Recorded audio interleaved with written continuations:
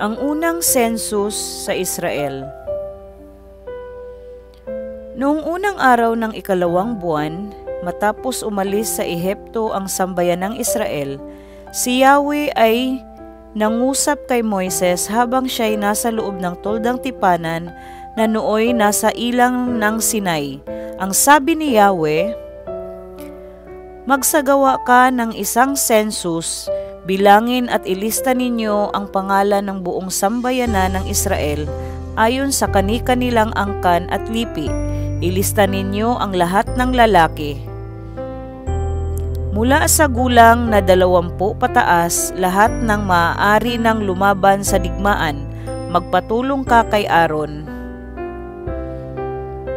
at sa pinuno ng bawat angkan. Ito ang mga pinuno ng bawat lipi na tutulong sa iyo. Ang mga taong nabanggit ay isinama ni na Moises at Aaron. At noong unang araw ng ikalawang buwan, tinipon nila ang lahat ng Israelita. Itinala nila ang lahat ng lalaki mula sa gulang na 20 pataas ayon sa kani-kanilang lipi. Ginawa nila ito sa ilang ng Sinai ayon sa utos ni Yahweh. Ito ang kanilang naitala. Lahat ng lalaki sa Israel mula sa 20 taon pataas at maaaring isama sa hukbo upang makidigma ay itinala nga ni na Moises at Aaron.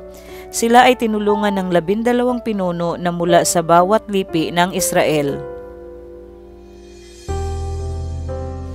Ang kabuang bilang ay 603,550. Ang mga Levita ay hindi kabilang sa census na ito. Sapagkat ganito ang bilin ni Yahweh kay Moises, "Huwag mong isasama sa census ng Israel ang mga Levita. Sa kanila mo ibibigay ang tungkulin ng paglilingkod sa toldang tipanan. Itatayo nila ang kanilang mga tolda sa paligid ng toldang tipanan at sila ang bubuhat nito pati ang mga kasangkapan nito. Kung kailangang tanggalin ang tabernakulo, sila ang magtatanggal at kung kailangang itayong muli, sila rin ang magtatayo.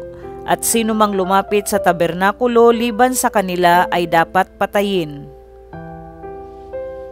Ang mga lipi ng Israel ay magtatayo ng kanya-kanyang tolda sa ilalim ng kani-kanilang watawat. Ang mga Levita naman ay magtatayo ng kanilang mga tolda sa paligid ng toldang tipanan para walang ibang makalapit dito, sapagkat kapag may ibang lumapit dito, tiyak na paparusahan ko ang buong Israel.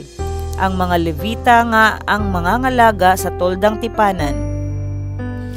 Ang lahat ng mga utos na ito ni Yahweh ay sinunod ng mga Israelita.